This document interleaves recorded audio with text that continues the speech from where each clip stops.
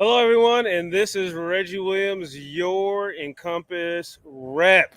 And I am on the road. Thought it was something a little different, man. Found a nice hotel I'm staying at. In these small towns, man, you get really nice hotels for the cheap, right? This same hotel would be like a two-star hotel in a major city, but it's like a four-star out here in a little town in America, little town America, small town America. Um, anyway, so I thought I'd do a little outside uh, block today. So my block today is gonna be a little different. So if you are new to the channel, this is the Power Block, where you get three YouTube channels, one powerful block of appliance industry talk. So you got myself.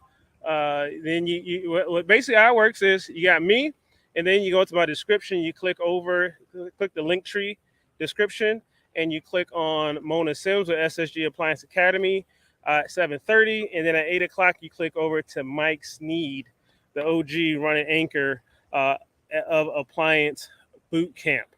So today I want to talk about uh, my journey and my just pass down my thoughts on going from W two basically working for somebody, and then going to self employed, and then back to W two again. What I think about it, some maybe, and it's also uh, find somewhere to park, y'all. That's why I sort of hang out and chill. So let's go. Let me do some mobile screen share kung fu.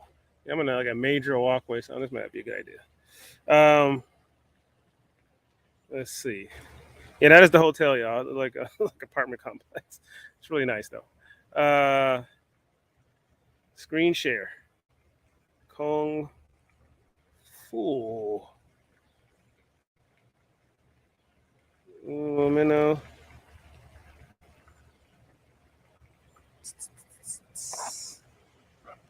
Tabs, Chrome tabs, window. I got so many windows up.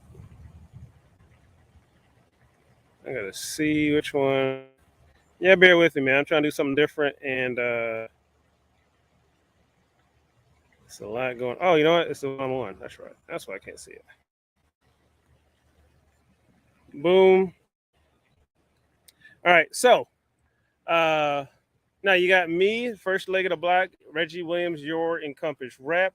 What you see on the screen right now is our virtual training, Encompass virtual training with the Oracle, the one the appliance gods speak to through the Oracle Tim Burdick. And Tim does our virtual training. He's a highly sought after professional appliance industry trainer. We work for most of the major brands, and we got the privilege of signing to do our virtual training. So go to solutions.encompass.com, and you will, or you go to encompass.com, go to the bottom of the page, and you'll see our registration page for our virtual training. All right. And so now the block. So the next block is SSG Appliance Academy, ssgapplianceacademy.com. With Mona, you get uh, hands-on training. You get hands-on training. She has weekend courses, so there's no excuse to further your education with the training that she provides, right? And so next you've got Appliance Bootcamp, appliancebootcamp.com, where you'll have that's Mike Sneed's content. His content is a lot of it's online. A lot of it's online. But the thing I like about Mike Sneed is his content will help keep you in business with his uh, blueprint, the blueprint by Mike Sneed. So yeah, I should ask him where. So clicking on him at 8 o'clock. Here's some thunder going on. Clicking at Mike Sneed at 8 o'clock to see and ask him about the blueprint, man. So not only does he teach you the appliance business, but he help you stay in business. which is just awesome. Also, now you get in this business, you're like, man, this money is such good money. It's a great business. Man, they should teach more of this. Well, they do. It's promoted by Skills USA RCAT program. So go to skillsusa rcat.com to see, phone's ringing, to help support, right? So help support the RCAT program with getting the word out, and also going to like a trade school and see if they're part of the RCAT program. If they have HVAC there, is a very, very good supplement to Plannership is a very good supplement to that program. And also it gives the students an extra opportunity to for employment, right? And also don't forget. Now I'm not talking about staying in business and doing what's good for your business. Go to the description and you'll see a link to sign up for a Encompass wholesale account. If you don't have a wholesale account with Encompass, if you are not using your wholesale account with Encompass, you're costing yourself extra money. Lower your cost of doing business and lean on your rep. So click on the go into my description and click on the link to sign up for a new Encompass account. Is actually pretty a lot more simple than our competitors. A lot of our competitors have minimums that you have to spend. We don't have a minimum. We rather the service that we give you and the parts and the quality of the parts that we give you speak for us, not forcing you to have a minimum to keep an account open. And also, a lot of our competitors will require like an EIN number and copy of your business cards and all this other stuff. Well, if you're buying parts multiple times a month, you're probably in the appliance business. So we're good with all that stuff. Just to sign it up.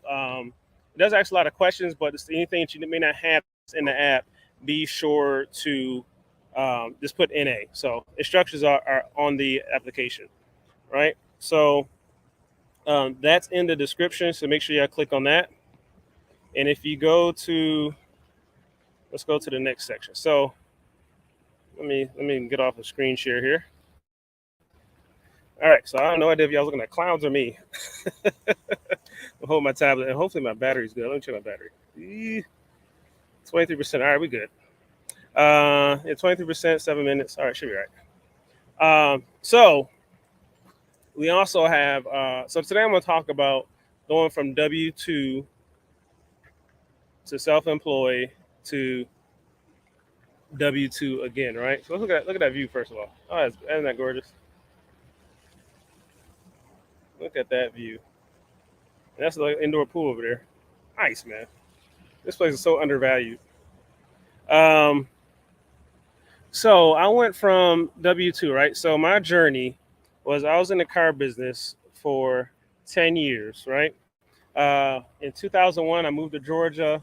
I was in the car business in 1999 in Buffalo, New York. Said sales is what I want to do. And by the way, if you're an entrepreneur, sales is a good entry to entrepreneurship because it allows you the same financial freedom as far as like if you want to get yourself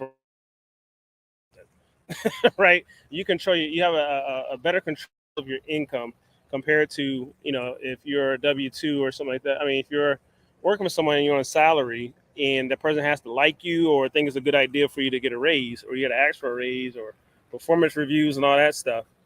With sales, if you want to raise on your next check, you go sell something, and that's how it is. So, so that's what I love about sales. So anyway, I got a car business from Buffalo, New York. Went over to decided it's what I wanted to do, but I had not a good impression of Buffalo. I love my hometown, but I don't want to live there. So anyway, I said, you know what? There's better opportunity down in Georgia. So I moved to Georgia, moved to Atlanta, came here, didn't have a job or nothing, but I knew I was in sales. I said, you can get a job anywhere in sales. So you don't even have to have anything lined up. You just show up and say, hey, where's my desk? And so worked down here for a Ford dealer, and My first year, I got salesman of the year, uh, and so that was a huge accomplishment. So went through the car business, got promoted to finance. So I did finance, and I liked it, right? So it's kind of like it's very entrepreneurial, right? Because I'm selling the same car as other guys selling, but I can make more money off of it because I may know how to um, sell extra accessories, hold gross, right? Sell up a little bit more, or not really selling for more, but like not discount it as deep as the other guy would. Um, and there's old saying, man, the person that paid the most for the car are usually the most grateful people. And people that paid the least amount and chisel you down when this negotiated for hours are usually most unhappy and feel like they didn't get a good deal. It's a different. The car business is a completely different world, and I'm kind of glad I'm out of it. Um, so anyway, uh, you go from car business, and then when the housing crash happened, I've been wanting to get out. Um, I did finance. That was great, and then I actually worked for a bank as a rep. That was an awesome opportunity. That's probably the before Encompass. I was saying that was the best job I ever had as a bank rep, because it was just nice going, doing business to business sales. I think that's what I liked about it.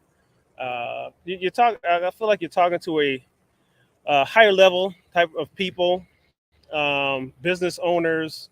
You get to come in and you ask them to buy, and your product actually helps their business, and so it felt good going in somewhere and actually helping someone. So I went from that, and then I went to. Um, so when the housing crash happened, that was my out of the car business because car businesses was a lot of them were going out of business. Um, a lot of them were just not good places to work during that period of time. In which I felt like that business actually needed a bit of a cleansing. So it was good because he had almost everybody had a dealership, but a lot of them really didn't really. I felt weren't good business owners or just good entrepreneurs, right? Um, and didn't know how to treat their employees, and so it was a cleansing that was deeply needed. Um, so anyway, went from that to uh, entrepreneurship, and my let's go to screen share kung fu so I can share my first enterprise out of the car business. And no, it was not the appliance business right away. They go straight to the appliance business. Boom, A Team Appliance Moving and Delivery. That's right. The name of my appliance business was A Team. I kept it, but moving and delivery. So um, I, I did hot shot hauling. Uh, I did. I bought an F-150, and man, I put everything in that thing. I probably should have got a 250, but the interest rates were so much higher because it's considered a commercial vehicle. I said I might make it work at 150. So I got an F-150 with like almost a 250 setup as far as the rear axle and the big V8 and stuff. Um, so I did that. I bought a U-Haul, and man, I'll tell you, God be with me, man, because this U-Haul was $2,500, and it had in a U-Haul they put their mechanics inspect their vehicles. This one had so many red checks on it of stuff that was wrong with it, and I probably ran that thing for maybe 2 years. Never had a problem. I had an O2 sensor go bad on me. I just disconnected that thing and kept rolling. Um, but then that truck is a 14-foot box truck. So uh, so I started moving people. Started moving um, 1 to 2 bedroom apartments. That's all I can pretty much move with that thing. 1 and 2 bedroom apartments, and so uh, and that business actually got me into the appliance business. Let me tell you how. So number one, I figured it out. Right, I was on the road a lot. I was traveling, and the appliance business. The moving business required, your truck and your expenses. The overhead expense was labor, right? I need at least one person to help me, right? I did it all myself. A lot of people was like, A lot of people I hire was like, man, usually the guy that hires us sit in the truck and wait for us to move. And I'm like, well, why would I sit in the truck? I could be one less person I'll have to pay, and or the move is faster, right? Um, yeah, I can sit in my truck and watch other people work. Uh, and so I went from so we went from the so I got into the got the U-Haul, and I had a customer with a 1 bedroom apartment. This customer said, well, I can give you $100, right? So, oh yeah, I'm sorry. Let me rewind a little bit. So that's what I was talking about expenses. $100 for gas. My labor, I was paying at least $80 per for the whole move. I didn't pay per hour. I didn't do per hour crap. But then they move slow. So I did $80 flat rate for the whole move per person. And so $100 for the truck, $80 for labor, and then I would say, $100 in my pocket minimum, right? So I would try to do at least 200 um, per move, and a move will take about uh, enough people 2 or 3 hours. So 1 bedroom, 2 bedroom. So it's pretty easy. It's fast. And so anyway, I had a lady that had a 1 bedroom apartment. I think at that time I was charging like 350. I was trying to charge 350, $400. And she said, well, can I give you? I don't have a lot of money. Can I give you $100 in this washer dryer set? And I was like, I really didn't want to do it, but it was a slow. That's all right. I'll do it. No problem. You never know what comes of it, right? So I could sell the washer and dryer and get my money back.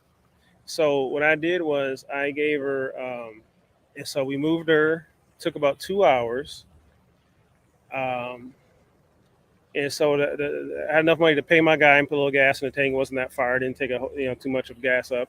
And at the time, gas prices were pretty high, so it was I was putting at least $150 in gas in the truck at the time.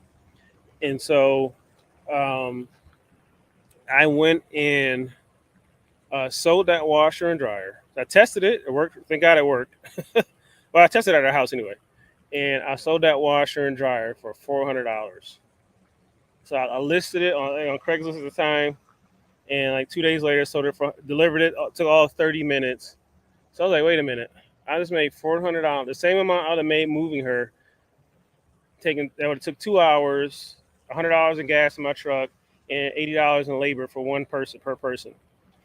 Uh, but I sold this for the same amount, and it was way much lower overhead, right?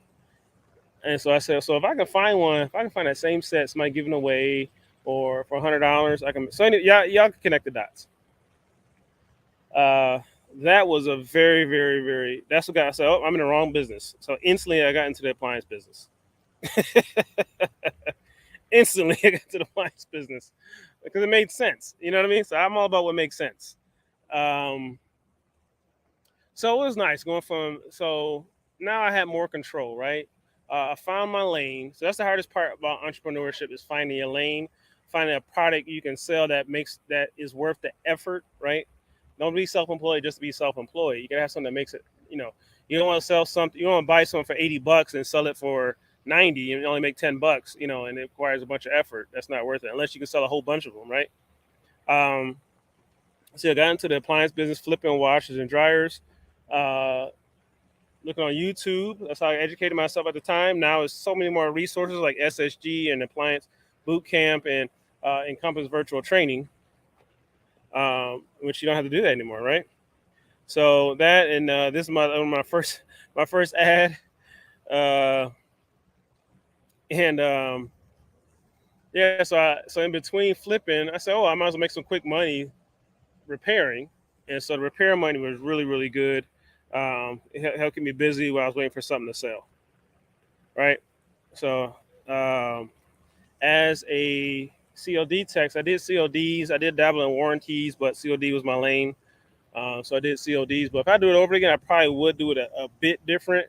I would probably do more warranty work compared to the COD business. So yeah, 'cause you need a good mix of both, right? So did that, um, and then an opportunity came. Right, my first day at Encompass was a bit overdressed, but my first day at Encompass, and let me check my time. Doing good. Let me check my batteries. Un momento. Okay, doing good. First day in oh, almost hit the button. And Encompass. And so at Encompass, why did I go work for Encompass? Well, I still feel like, even though I'm W-2, uh, this now is probably the best time in history to work for somebody. As a technician working for a servicer, a shop, or just, again, I enjoyed being a rep. I was a rep for 2 years in the car business. Loved it. The best job I've ever had. I just love the everything that encompasses being a rep. And so I was keeping my eyes and ears open at this time. So I was like, man, because not everybody's looking for employees. Everybody's looking for, um, uh, you know, everybody's looking for employees. It was like, you probably rate your own ticket. Before, you had to go in there and convince people to hire you. Now they're like begging for it. So it's almost like you're in an auction. And so, I think in my email, something popped up on, um, uh, oh my God, what's the name? I had a brain fart. Something popped up on, not a job. I can't think of the name right now. But anyway, so it popped up and it says Encompass rep position. I'm like, man, a parts rep? I said, I didn't even know that even existed. And it made sense. Like, well, I had a sales background. I'm in the appliance business. And so I said, and I knew Encompass. I was a customer, and I felt like it was the best kept secret. So it was a great company to work for, and a great product to sell because it was people. Anybody that uses Encompass, you're like, how come more people don't know about this place? With the diversity and parts, uh, the availability of parts is just second to none. The pricing is great. And so I said, man, I can sell this. I can sell this all day. Great, that's the thing about sales. You want to sell a great product, right? Only a con man sells a product he don't believe in or a product that that's not good to sell. Um, Encompass has a great product, a great value offering. It just made sense. It elevated my YouTube channel. It was willing to elevate my YouTube channel and help incorporate the stuff I was already doing.